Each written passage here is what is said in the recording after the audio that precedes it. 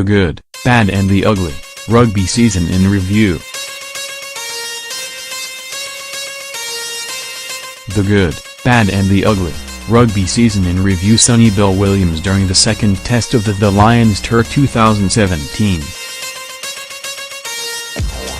It was an interesting year for the All Blacks, not a great one by their standards. NZ Herald Rugby writers Liam Napier and Patrick McKendry assessed the season that was. Biggest All Blacks flop. Napier, second Lions test. It should have been the series sealer. Up 1-0, and even after the 25th minute red card the All Blacks had the Lions on the rack. Uncharacteristically, the All Blacks shelved any attacking ambitions, and with no other option left the Lions ran the ball in the final quarter to force a decider. The only consolation came in the form of probably the best atmosphere New Zealand rugby has seen. McKendry, third Lions test, the deciding test and one which would be won by the All Blacks, most people, and the vast majority of New Zealanders, thought. Instead, after finishing second a week earlier in Wellington, a test the All Blacks should have won despite the absence of Sonny Bill Williams for nearly 3/4 of it, an error-ridden performance at Eden Park finished in a draw. Series result, an unsatisfactory tie.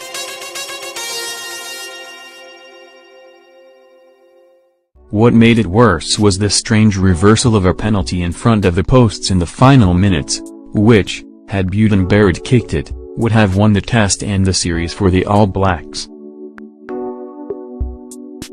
A penalty for offside was changed by referee Romain Poyet to a scrum for accidental offside, and the reasoning behind it has never been explained and probably never will be. Both teams acquitted themselves well afterwards, and Lions coach Warren Gatland had a bit of fun with his comedy clown nose, so it wasn't all bad. After his 2017, the player the All Blacks can't do without at the next World Cup is Ian Napier, doubling down on Ben and Aaron Smith. This year we learned just how much of a loss Ben is. Damian McKenzie is not, and may never, ready to be the starting fullback in a World Cup knockout match. You need a calm, experienced head at the back. Smith gives you that, and so much more. With Aaron, the gap between him and the rest appears to be widening again. On form, Toro Barlow finished 2017 as New Zealand's second-best halfback. He has now gone to France, so losing the Highlanders halfback would be a body blow. The left wing who really wants to play centre for the Blues and All Blacks is set to see his stocks rise significantly in Japan, should he stay fit. He has power, pace and footwork and is a nightmare for defenses if he is given space, or even if not. One of the most impressive things about Ian, still only 20, though, is his attitude and determination. Off the field he appears a quiet individual, but on it he has a real hunger. He wants to hurt the opposition with his own defense and attacking ability, and you can't ask for much more than that. The Blues will be hoping Ian can start the new year the way he finished it. Damian McKenzie may be used mostly as a backline utility by the All Blacks. What position will Damian McKenzie end up in a couple of years' time? Napier, the hope is McKenzie develops into a quality first 5/8 prospect at the Chiefs next year, one to challenge Barrett, Limas Opoga and Richie Mounga. Time is of the essence on the front. Even Barrett, the world-class talent he is, continues to evolve. Barrett absorbed lessons this year around adjusting to rush defense, and came out the other side of brief goal-kicking struggles. Learning how to command and navigate a game takes time. Mackenzie has schoolboy first five experience, but this is a different level. He may get there eventually. In the interim for the All Blacks, a bench utility role seems likely. Mackenzie finished the year as the All Blacks' incumbent fullback, a remarkable achievement given the selectors probably saw him more as a first five at the start of it. But Ben Smith's sabbatical and Jordie Barrett's shoulder injury gave Mackenzie that opportunity, and the return of the pair next year will probably see the Chiefs player move more to a utility-type role. Mackenzie will play at No. 10 under new Chiefs coach Colin Cooper, which will help with his development significantly. At his best, Mackenzie is an extraordinarily dangerous broken field runner, but he may find his opportunities more limited at the top level next year and beyond. Beauden Barrett and Lima Sopoga are ranked ahead of him at first five, and Richie Mounga must be considered to be gaining. At fullback he has competition from the incomparable Smith, and the talented Jordie Barrett, with David Havili on the improve. A high-impact bench position would be a good fit for Mackenzie. Sonny Bill Williams had an interesting year. Is he on the rise or decline, and does he have improvement left in him? Napier, on the rise. After a typically arduous recovery from Achilles surgery, Williams had a slow start to the year. Outside one standout performance for the Blues against the Lions, his hugely costly red card in the second test was his most memorable moment to that point. No doubt, that moment changed the complexion of the headline series, and can't be swept aside. Williams' other card, yellow, when forgetting the rules, also turned the French test on its head. In between times, Williams was superb defensively, and his offensive game grew immensely on the Northern Tour. He punched over the advantage line, offloaded and added subtle grubbers which produced 2 tries. With a solid off-season he should build on that strong finish. Mackenzie, put it this way, is sort of on the rise, and yes, he can improve further still. Williams made headlines again and again, not all of them were positive. Sent off against the Lions in Wellington, the first All Black to see a red card since Colin Meads 50 years ago, he was also sin-binned for his brain fade of slapping the ball over the dead ball line in the test against France in Paris. But he impressed too. The offloads are not coming as often, but they are still coming, and he is more considered when choosing that option. His kicking game has improved significantly, and he was one of the All Blacks' best defenders on their recent Northern Tour. The All Blacks cannot afford to lose Aaron Smith next year. One of the year's strangest stories was Aaron Smith's misspelled text affair. Did he finish in credit? Napier escaped lightly with a warning for lying to New Zealand Rugby during the original investigation, but largely back to his best by season's end to put those off-field issues behind him. Mackenzie, yes, and the gap between him and the rest of the halfbacks in New Zealand is as wide as ever. His speed to the breakdown and bullet-like pass were again key reasons behind the All Blacks' success this year.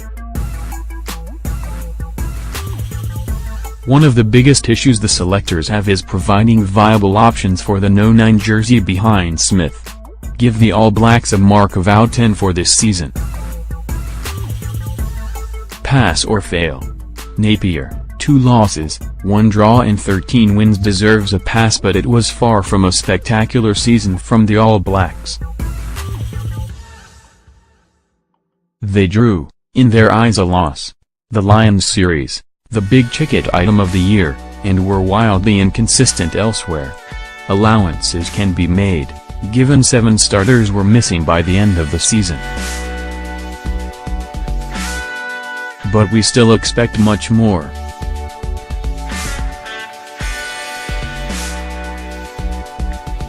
McKendry, losses to the Lions and the Wallabies, plus a draw to the Lions, were the low points, but some of their performances were magnificent, most notably at Albany when they put 50 points on the Springboks, and their comeback against the Wallabies in Dunedin. The inconsistencies are the biggest concern, their drop-off in the second half against the Australians in Sydney, and against the French in Paris, and their flat performance in the first half against the Wallabies in Dunedin and against the Boks in Cape Town. The Scots should probably have beaten them at Murrayfield too, but it also all highlights how small the margins are at the top level. All three tests on the Northern Turf, plus the games against the French 15 and Lion and Barbarians at Twickenham, were compelling because they were so competitive. That can't be a bad thing for the game. The All Blacks missed Brodie Reitlick's presence in open play. The All Blacks have built depth, but are there any areas to worry about? Napier, Brodie Reitlick's absence was glaring in the back half of the year, not so much at the line-out but around the field. His aggressive tackles and consistent charges were sorely missed. Sam Whitelock remains world-class, but you need two second-rowers of this quality. To date, Scott Barrett and Patrick Tuipulotu-Haven stepped up. Luke Romano produced some of his better form before succumbing to a foot injury, but, at the Crusaders, he is rated behind Barrett, who has been told to work on his dominant defense. McKendry, now that Toro Kerr-Barlow has moved to France, the All Blacks have Aaron Smith and TJ Perinaro as their front-line halfbacks, and there is a big gap to the others, perhaps headed by Crusader Mitchell Drummond. An injury to Smith or Perinaro next year will highlight the issue. Injuries to both would be a big problem. Early days, but rank the Kiwi Super Rugby team's prospects for 2018. Napier, Crusaders defending champs, similar strong roster with Mike Delaney a handy addition. Hurricanes should be better for last year and have key players returning. Chiefs strong pack and enough quality around unproven halves to make them competitive. Highlanders Tony Brown a big loss on the back of Jamie Joseph Blues unconvincing squad and again lacking established first five. McKendry, Crusaders another year of experience for coach Scott Robertson, and an extra kick of confidence for playmakers such as Richie Mounga and David Havili.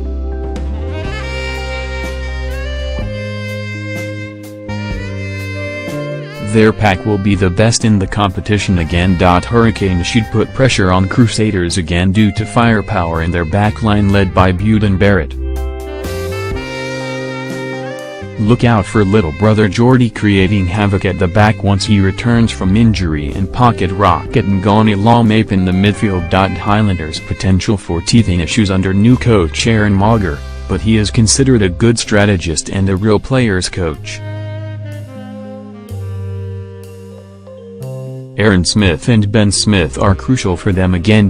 Blues face a relatively tough draw and early trip to South Africa, but progress under Tanan Umaga should continue, although there will be a bit of pressure on halfback and new skipper Augustine Palu. Chiefs sits all change following the departures of coach Dave Rennie and first five Aaron Cruden.